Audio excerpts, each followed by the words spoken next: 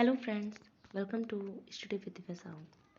आज हम शिक्षण अधिगम के सिद्धांत का सेकंड टॉपिक संप्रेषण यानी कम्युनिकेशन लेकर आए हैं।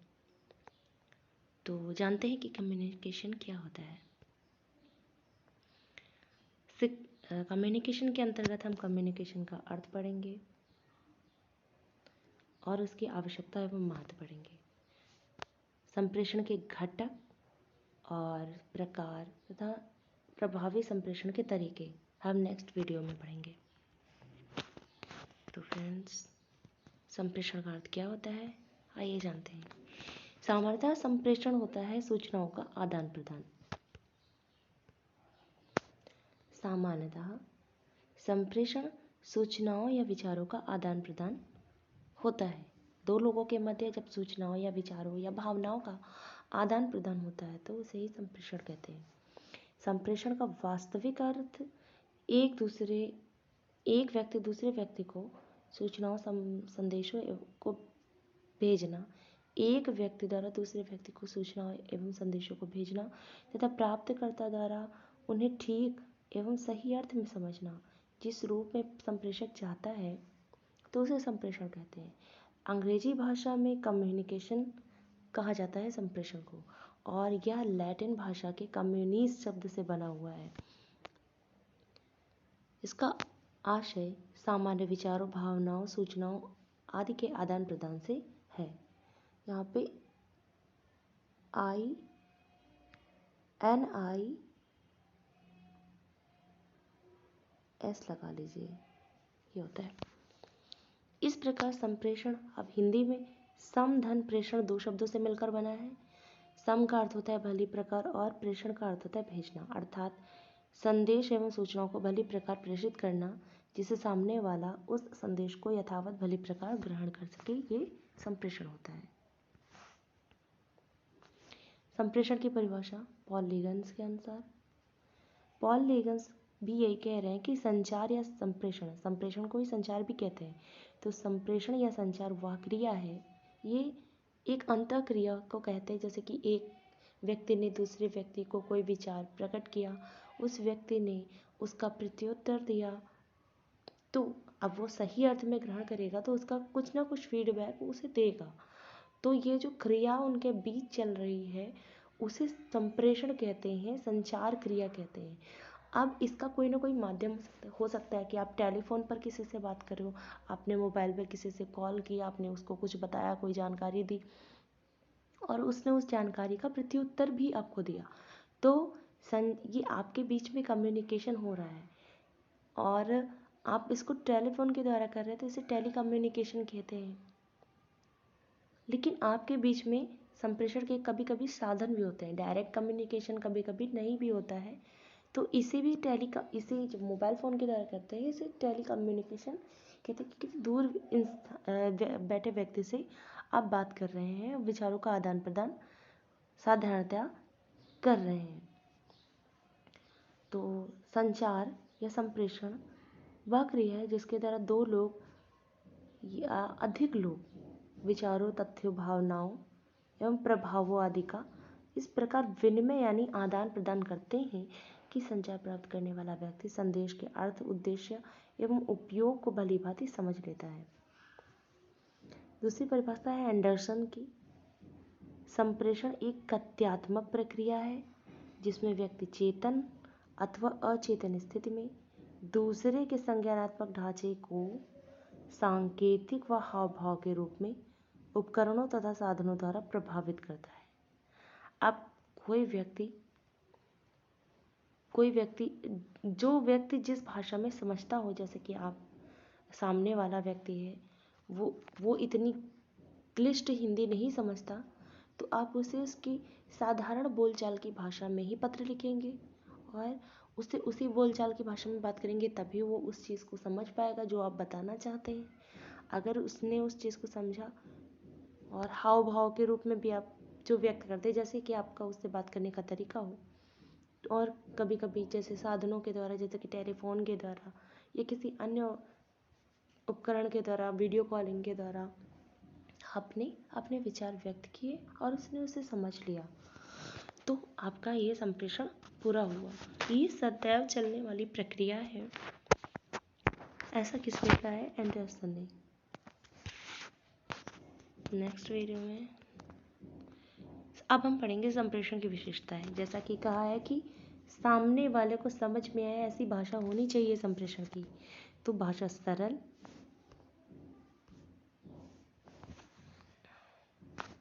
भाषा सरल होनी चाहिए तथा बोधगम्य होनी चाहिए।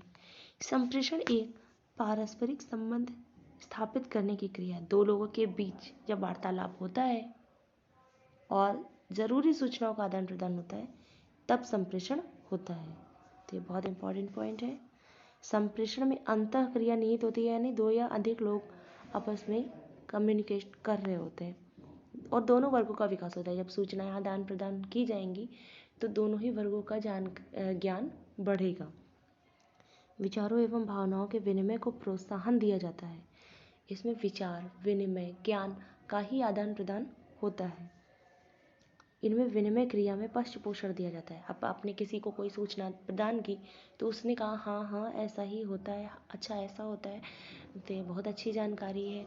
अब बच्चे भी अगर शिक्षक उसको पढ़ा रहा है, कम्युनिकेट कर रहा है, उसको बता रहा है, शिक्षण कर रहा है, तो जब शिक्षक पूछता है जब शिक्षक पूछता है समझ में आया आप लोगों को, तो बच्चे कहते हैं हाँ या नहीं में उसका उत्तर देते हैं, और अगर जो नहीं समझ में आया है उसको पूछते भी हैं। तो यही है पश्च पोषण, यानी फीडबैक कहते हैं इसे। ठीक है। अब हमने जैसा कि पीछे पढ़ा कि संप्रेषण सदैव गत्यात्मक होता है, यहाँ पर भी एक विशेषता ये भी हो गई।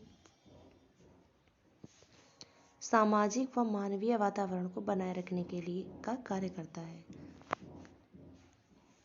संप्रेषण की क्रिया एक लक्ष्यपूर्ण क्रिया है, बिना उद्देश्य के नहीं होती। शिक्षण का उद्देश्य होता है बच्चे को शिक्षित करना।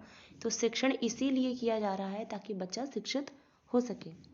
विचारों या सूचनाओं को मौखिक, लिखित या इशारों के रूप में ग्रहण किया जाता है।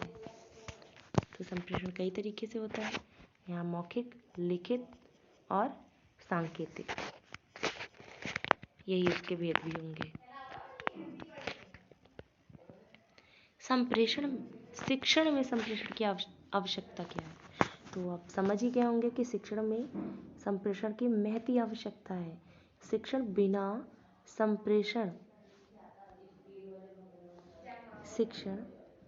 संप्रेषण के संभव ही नहीं है। बिना संप्रेषण के शिक्षण प्रक्रिया अस्तित्व विहीन होती है। अपनी शिक्षण प्रक्रिया को, अधिगम प्रक्रिया को अत्यधिक प्रभावशाली बनाने के लिए संप्रेषण का प्रयोग करते हैं। जैसे कि आजकल कविता पाठ के लिए आप संप्रेषण भी करेंगे, यानी आप दो तरीके से संप्रेषण करेंगे। एक तो कविता का पाठ आप बोलकर कर रहे होंगे, मौखिक संप्रेषण हो रहा है। दूसरा, आप हाव भाव के द्वारा, उसके एक्शंस के थ्रू आप कविता को व्यक्त कर रहे हैं। तो यहाँ पर दोनों प्रकार का संप्रेषण आप कर रहे हैं। संप्रेषण के द्वारा शिक्षण एवं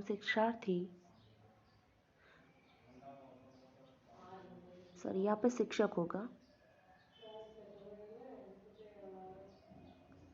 तो संप्रेषण के द्वारा शिक्षक एवं शिक्षार्थी आपस में विचारों का आदान प्रदान करते हैं। अर्थात संप्रेषण से श्रेष्ठ शिक्षण की अपेक्षा की जाती है। आपका संप्रेषण जितना अधिक प्रभावशाली होगा उतना ही आपका शिक्षण प्रभावशाली होगा। संप्रेषण एवं शिक्षण एक दूसरे के पूरक हैं। बिना संप्रेषण के शिक्षण संभव नहीं है। हर्बर्ट के अकॉर्डिंग उत्तम शिक्षण का मुख्य कार्य विचारों, तथ्यों, सूचनाओं को शिक्षार्थियों तक पहुंचाना है। आप इस परिभाषा को उत्तम शिक्षण में भी लिख सकते हैं और यहाँ पर भी बता सकते हैं। जो शिक्षक जितने प्रभावशाली ढंग से संप्रेषण करता है उतना ही सफल शिक्षक कहलाता है। शिक्षण को सफल बनाने के लिए शिक्षक को संप्रेषण के नियमों, संप्रेषण के कुछ नियम हैं, विधियों, पद्धतियों तथा विषय में ज्ञान प्रदान करने के लिए संप्रेषण की तकनीक का पूर्ण ज्ञान होना चाहिए। अतः हम यह कह सकते हैं कि शिक्षण को सफल बनाने के लिए श्रेष्ठ संप्रेषण की आवश्यकता होती है।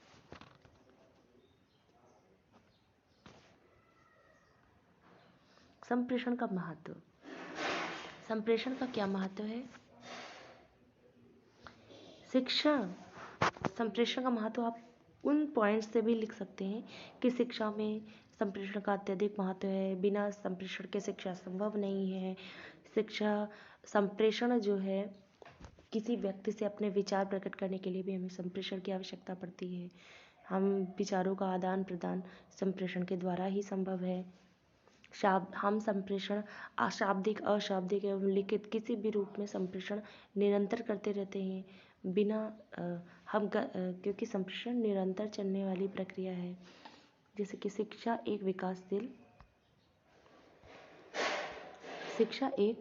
विकासशील प्रक्रिया है जिसका संपादन कक्षा शिक्षण में किया जाता है। बच्चों को ज्ञान दिया जाता है शिक्षण में, तो शिक्षा ही की जाती है, बच्चों की शिक्षा दी जाती है शिक्षण के द्वारा।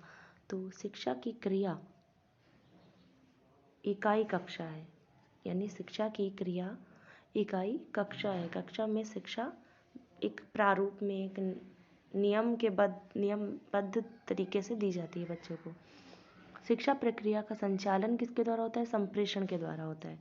बिना संप्रेषण के आप बच्चों को कैसे बताएंगे कि भारत के प्रधानमंत्री कौन है? नाम आपको बताना होगा, और कौन सी प्रक्रिया कैसे होती है। आप इतिहास पढ़ा रहे हैं तो आपको शब्दों की बहुत ज़रूरत पड़ेगी। आप भाषा पढ़ा रहे हैं तो आपको कम्युनिकेट तो करना ही होगा, ये बहुत इम्पॉर्टेंट होता है। तो कक्षा के संप्रेषण में शाब्दिक, अशाब्दिक, लिखित संप्रेषण का प्रयोग किया जाता है। आप शाब्दिक संप्रेषण करेंगे, आप जब कविता का वाचन करेंगे तो शाब्दिक संप्रेषण के साथ आप अशाब्दिक यानी हाव भाव के द्वारा भी अपने कविता को व्यक्त करेंगे। और फिर अगर आप उस कविता को बोर्ड पर लिखते हैं तो आप लिखित संप्रेषण भी कर रहे हैं।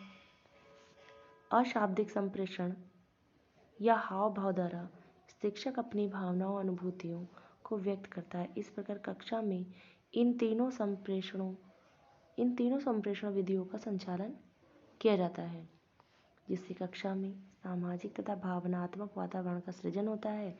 शिक्षार्थी सीखने के अनुभव प्राप्त करते हैं। छात्रों के व्यवहार में अपेक्षित परिवर्तन लाया जाता है। बच्चे आपके एक्टिंग को देखकर बहुत खुश होते हैं और बहुत ज़्यादा रुचि लेते हैं फिर आपसे सीखने में। तो कक्षा को प्रभावशाली बनाने के लिए, शिक्षण को प्रभावशाली बनाने के लिए, शिक्षा को प्रभावशाली बनाने के लिए हमें संप्रेषण की बहुत आवश्यकता होती है।